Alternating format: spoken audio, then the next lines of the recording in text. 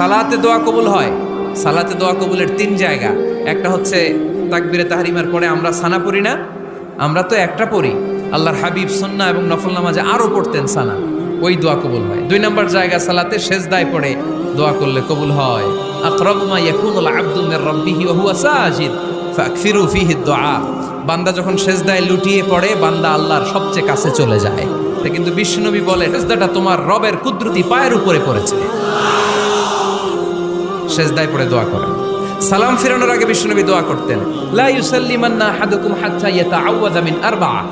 আল্লাহর হাবিব বললেন, চার জিনিস থেকে পানাহ না আছে আমার কোন উম্মত যেন সালাম না ফিরায়। তারা যেন পড়ে, আল্লাহুম্মা ইন্নী আউযু বিকা মিন আযাবিল কবর, আউযু বিকা মিন আযাবি জাহান্নাম, আউযু বিকা মিন ফিতনাতিল মাহইয়া ওয়াল মামাত, আউযু বিকা মিন ফিতনাতিল মাসিহিদ দাজ্জাল।